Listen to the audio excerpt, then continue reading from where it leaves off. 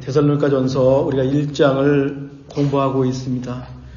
지난 2시간은 바울의 인사말에 나오는 은혜와 평강에 대해서 살펴봤죠.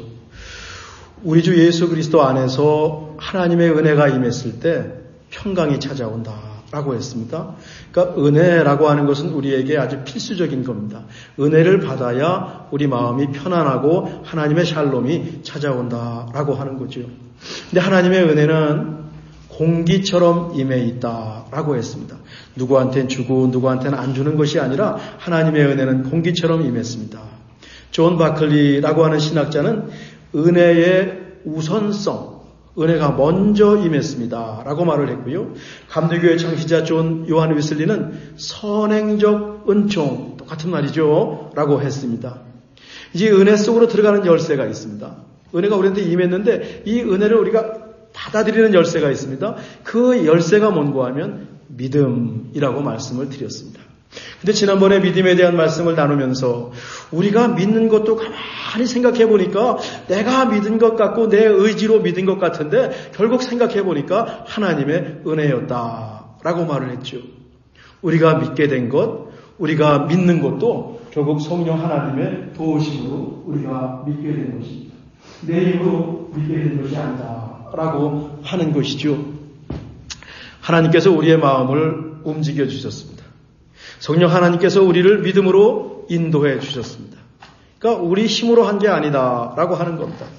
우리가 무엇을 했다고 생각해 보십시오. 내가 믿었다라고 생각하면 서로 자랑할 겁니다. 왜 그것밖에 못 믿냐고 야단칠 겁니다. 이렇게 믿어야 된다고 야단칠 겁니다. 한국 학교에 가면 1등부터 쭉 줄을 세우듯이 그 메리트, 업적에 따라서 줄을 세울 겁니다. 못하는 사람을 비판하고 나쁘게 평가할 수도 있습니다. 근데 우리 모두 하나님 앞에서 죄인이고 부족하거든요. 하나님께서 우리에게 은혜를 주시고 성령 하나님께서 우리의 마음을 움직여 주시고 모든 상황을 인도하셔서 우리에게 믿음이 생겼고 곧 은혜와 평강을 누리게 되었습니다. 라고 하는 것입니다. 그래 자랑할 것이 없습니다. 다 똑같은 겁니다. 뭐 내 믿음이 크니 작으니 할 것도 없습니다. 그냥 하나님 앞에 겸손히 각자의 믿음을 가지고 나가면 되는 것인데 에베소서 2장 8절과 9절 말씀입니다. 너희는 그 은혜에 의하여 믿음으로 말미암아 구원을 받았으니 이것은 너희에게서 난 것이 아니요 하나님의 선물이라. 은혜와 선물 첫 번째 시간에 공부했죠. 행위에서 난 것이 아니니 이는 누구든지 자랑하지 못하게 함이라. 우리가 이것을 명확히 정리해 놓을 필요가 있습니다. 교리라고요. doctrine. 이거 우리 머리에 있는 겁니다. 머리에. 이것을 잘 알고 있어야 되고 이해해 놔야 됩니다. 그 다음에 이것을 신앙과 삶 속에서 경험해야 됩니다. experience. 우리의 heart. 우리의 마음이 이 은혜로 믿음으로 뜨거워져야 되고 이 은혜와 믿음과 복음 속에서 우리의 마음이 설레는 일이 있어야 된다는 것입니다. 경험이 있어야 되고 간증이 있어야 된다라고 하는 것입니다. 거기만 있는 것이 아니라 늘 말씀드리는 겁니다. 이것이 우리의 손으로 hands, 우리의 손으로 practice, 실천되었을 때, 행함이 있을 때 교리, 체험, 실천이 이 세 가지가 조화를 이루면서 믿음이 우리에게 굳건히 자리 잡을 때 이게 힘 있는 신앙이다 라고 늘 말씀을 드립니다. 이 모든 것을 하나님께서 주관하셨다고 했는데 그것을 오늘 본문에서는 뭐라고 하냐면 선택, election이라고 하는 말을 사용하고 있습니다. 4절을 먼저 볼까요? 하나님의 사랑하심을 받은 형제들아 너희를 택하심을 아노라.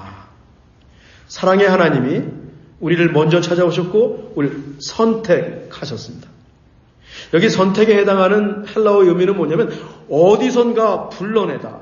많은 사람이 있는데 불러내다 라고 하는 뜻이 있어요. 선발되었다 라고 하는 뜻이 여기에 있습니다. Act of picking out. 하나님이 찾아오셨고 우리를 선발하셨습니다. 하나님 백성 우리를 뽑아주셨습니다. 이것이 기독교의 묘미라고 하는 것이죠.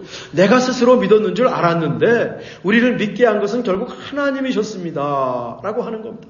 우리 마음을 움직인 분도 하나님이셨습니다. 우리를 오늘 예배에 오게 하신 분도 하나님이셨습니다. 하나님이 어디서 일하고 계시는가 생각하니까 우리 안에서 지금 일하고 계시다라고 하는 것입니다. 이것을 받아들이는 것이 믿음이라고 하는 거예요. 하나님이 우리를 선택하셨다는 것 실감나지 않을 수도 있습니다. 맹숭하게 들릴 수도 있습니다. 저는요, 저를 너무 잘 압니다.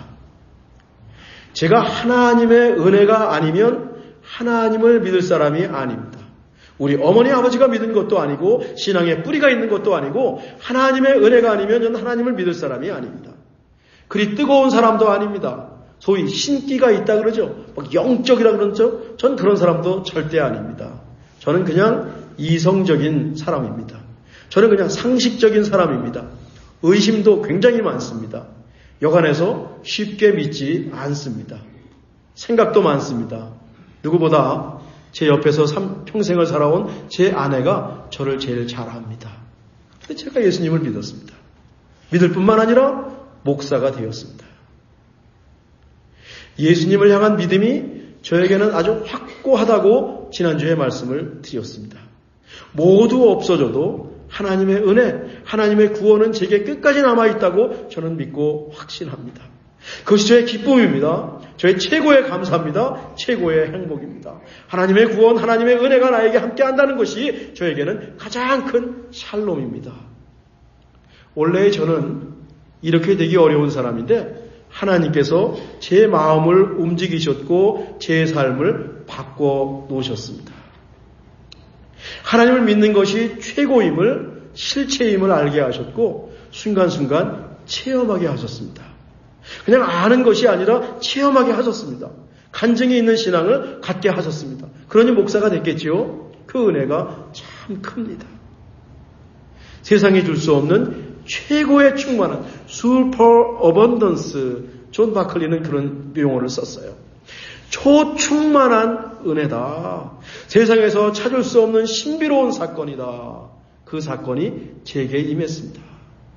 그래 저는 믿는 것도 하나님의 은혜입니다. 라고 저는 믿습니다. 제 경험을 통해서 데살로니가 교인들도 이런 은혜 속에서 살았을 겁니다. 저와 비교할 수 없을 정도로 정말 멋진 그리스도인으로 살았고 교회가 세워졌습니다. 그래서 바울은 데살로니가 교회를 생각할 때마다 하나님께 항상 감사했다. 놀라운 일입니다. 목사로서 어느 교회를 생각할 때마다 항상 감사한다. 최고의 목사의 목회자의 행복입니다. 2절인데 우리가 너희 모두로 말미암아 한 사람도 빼놓지 않고 너희 모두로 말미암아 항상 하나님께 감사하며 기도할 때 너희를 기억하마. 이왕이면 우리가 서로에게 이런 관계가 되기를 바랍니다. 서로를 떠올리면 그냥 감사한 겁니다. 하나님을 믿는 모습이 너무 감사한 겁니다. 우리 교회에 이렇게 훌륭한 분들이 함께 하다니. 저 집사님과 저 권사님과 내가 함께 신앙생활 한다는 것이 그냥 감사한 겁니다. 서로 기억하고 기도해주는 관계이길 또 원합니다. 개인 기도 시간에 기도를 하고 있는데 어느 권사님 얼굴이 떠오르는 겁니다. 별로 친하지도 않은데 갑자기 권사님 얼굴이 떠오르고 어느 집사님 얼굴이 떠오르고 우리 아이들 얼굴이 떠오를 수도 있습니다. 그러면 그 순간에 그 집사님을 위해서, 그 권사님을 위해서, 그 아이들을 위해 기도하는 겁니다. 하나님께서 지금 이 우리 찬빛교회 식구를 위해서 특별히 기도하라고 하시는구나. 얼마나 멋지고 아름다운 일입니까? 이것이 교회고 하나님 나라 공동체의 모습입니다. 서로 감사하고 서로 기억하고 기도해 주라고 교회로 부른 겁니다. 이것이 성도의 교제가 바로 이런 겁니다. 우리도 데살로니가 교회를 닮았으면 참 좋겠어요. 저는 데살로니가전서 1장을 공부하면서 우리 참빛교회가 이렇게 되기를 소망하면서 하나님 이런 교회가 되게 해 주십시오 라고 기도하면서 말씀을 준비하고 있습니다. 이제 3절인데 3절은 같이 읽으실까요? 글씨가 작군요. 너희의 믿음의 역사와 사랑의 수고와 우리 주 예수 그리스도에 대한 소망의 인내를 우리 하나님 아버지 앞에서 끊임없이 기억함이니. 바울이 이 데살로니가 교회의 신앙을 세 가지로 정리했어요. 믿음의 역사, 사랑의 수고, 소망의 인내라고 정리를 했습니다. 믿음, 사랑, 소망에 대해서 주보 생명샘에 좀 더 자세히 설명을 해놨고요. 성경에 자주 나오는 세 가지 신앙의 덕목인 것을 우리 모두 압니다. 오늘 본문에는 세 가지 덕에 꼬리가 붙었어요. 그냥 믿음, 소망, 사랑. 아유, 잘못 만들었군요. 예, 믿음, 소망, 사랑. 땡큐, 예람. 예, 이렇게 맞지를 않고 믿음의 역사가 있고 사랑의 수고가 있고 소망의 인내가 있어요. 꼬리가 있죠. 근데 헬라어라든가 영어로 보고 있으면 꼬리가 아니라 앞에 있는 거예요. 믿음에 따른 역사, 사랑에 의한 수고, 소망에서 나오는 인내라고 하는 것입니다. 오늘은 이제 믿음의 역사라고 하는 이 한 가지만 살펴보려고 합니다. 믿음의 역사하니까 역사라는 번역이 좀 잘못됐습니다. 역사하니까 어떤 생각하냐면 믿음으로 역사하는 기적이구나, 믿음으로 역사하는 어떤 일이구나 라고 생각할 수 있는데 뭐 그럴 수도 있습니다. 그런데 헬라어 본문을 그대로 읽으면 믿음의 행위라고 하는 겁니다. 그래서 새 번역은 아예 믿음의 행위라고 번역을 했습니다.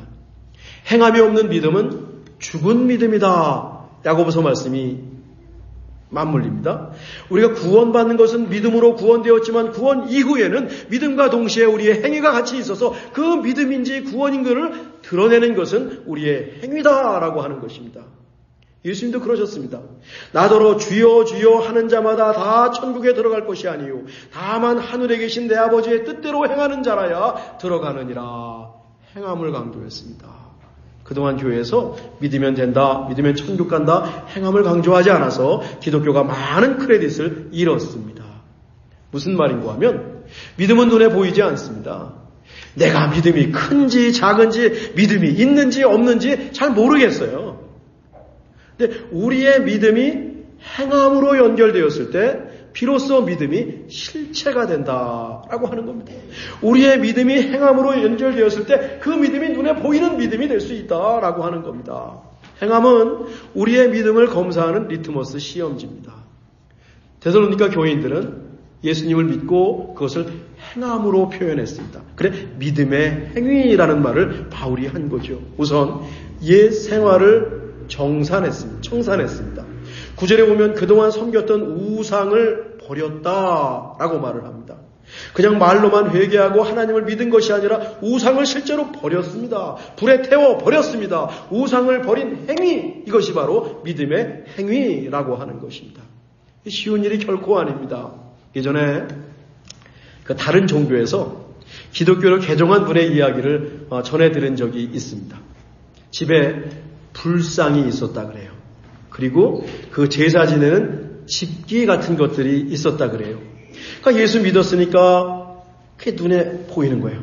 저거 없애야 하는데, 없애버려야 하는데, 근데 그게 마음이 그렇게 떨리더랍니다. 혹시라도 저거 없앴다가 벌 받을까 봐. 그래도 한 번은 마음을 굳게 먹고 다 버리고 불에 태워버렸대요. 마음이 그렇게 개운하시더랍니다. 물론 아무 일도 없었습니다. 그 다음부터는 아주 홀가분하게 예수님을 믿었다는 얘기를 전해 들은 적이 있습니다. 그리스 로마 시대는요, 여러 신들이 있었습니다. 곳곳에 신전이 있었습니다. 그곳에 있는 모든 백성들은 제사를 드렸고 신전을 가서 점을 쳤습니다. 데살로니가의 귀부인들도 예수님을 믿었다고 했거든요. 그 사람들도 전에는 그런 곳에 갔었을 것입니다. 들락날락 거렸을 것입니다. 집에 우상을 갖고 있었을 수도 있습니다. 그들이 섬기던 우상을 모두 정리했다라고 하는 겁니다. 신전의 발을 끄는 겁니다. 눈에 보이죠? 눈에 보이죠? 믿음의 행위라고 하는 겁니다. 어려웠을 겁니다. 겁도 났을 것입니다. 평생 섬기던 신을 버리는 것이 어디 쉽겠습니까? 그런데 그것을 끊었습니다. 9절 뒷부분인데 너희가 어떻게 우상을 버리고 하나님께로 돌아와서 살아계시고 참되신 하나님을 섬기는지. 우상을 다 버리고 이제부터는 진리 되신 하나님만 섬기는 겁니다. 눈으로 드러나죠. 눈으로 드러나잖아요. 믿음의 행위, 믿음이 실체로 드러났습니다. 이런 데살로니가 교회의 믿음이 사방에 소문이 났어요. 그뿐이 아닙니다. 예수님을 믿으면 동네에서 쫓겨날 수도 있어요. 호적을 팔 수도 있어요. 부모님들이. 당시에 자기가 속한 커뮤니티에서 쫓겨난다는 것은 이건 엄청난 위험한 일입니다. 큰 모험이었습니다. 그런데 데살로니가 교인들은 그 모험을 단행했습니다. 바울이 있을 때 너희들 예수님 믿으면, 당신들 예수님 믿으면 어려운 일이 닥칠 겁니다. 예수님 믿으면 복 받을 겁니다. 다 잘 될 겁니다. 병도 무병장수할 겁니다. 그러면 누가 예수님만 믿겠어요? 바울이 뭐라고 하면 당신들 예수님 믿으면 조만간 어려움이 닥칠 겁니다. 목숨을 잃을 수도 있습니다. 그런데 이런 말을 듣고도 데살로니가 교인들은 예수님을 믿었습니다. 왜? 예수님이 생명이신 것을, 십자가에 죽으셨지만 부활하신 것을 확실히 믿었기 때문에 그렇게 한 것이지요. 데살로니가 교인의 믿음이 어느 정도인지 우리 가늠할 수 있지 않습니까? 말로만 믿지 않았습니다. 겉으로만 믿지 않았습니다. 말 그대로 행함이 있는 믿음이었습니다. 이것이 진짜 믿음일 겁니다. 와, 배웠습니다. 믿음이 눈에 보여야 하는구나. 이 믿음이 한순간에 생긴 것이 아니에요. 여러 가지 일을 겪으면서 믿음이 차곡차곡 자라갔습니다. 어려움을 겪을수록 믿음은 깊어집니다. 기초가 튼튼해집니다. 그러면서 진정한 그리스도인으로 자라갑니다. 믿음이 자라면 우리 마음에 확신이 생깁니다. 평안이 생깁니다. 까짓 거. 인생 힘들어봐야 그까짓 거. 다 나를 떠나봐야 그까짓 거. 하나님 계시는데 그 나의 구원, 하나님의 사랑은 나에게 확실히 있는데, 그리고 자기가 상상할 수 없는 평안함이 어디서 오는지 모르겠습니다. 이 어려운 상황 속에서 어디서 오는지 모르겠습니다.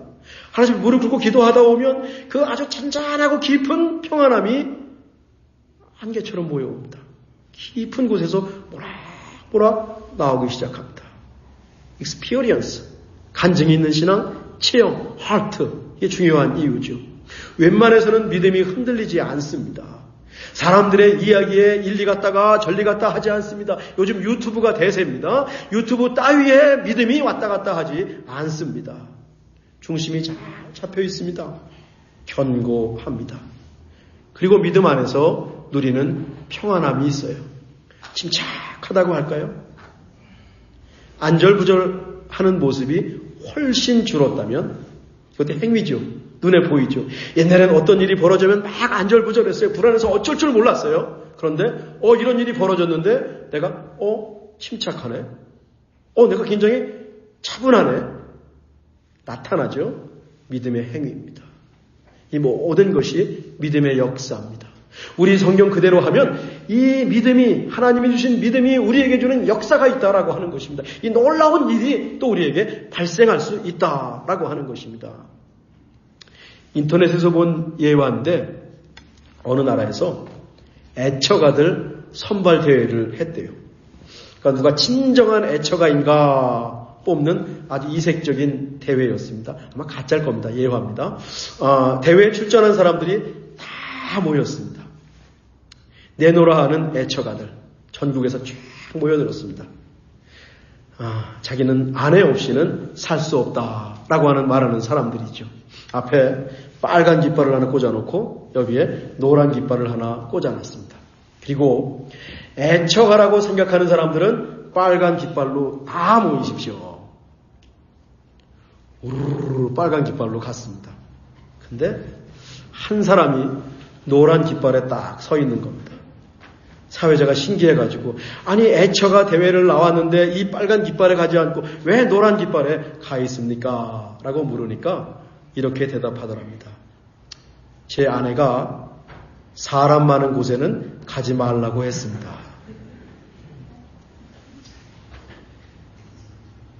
믿음의 역사, 믿음의 행위 어느 한 가지로 말할 수 없습니다.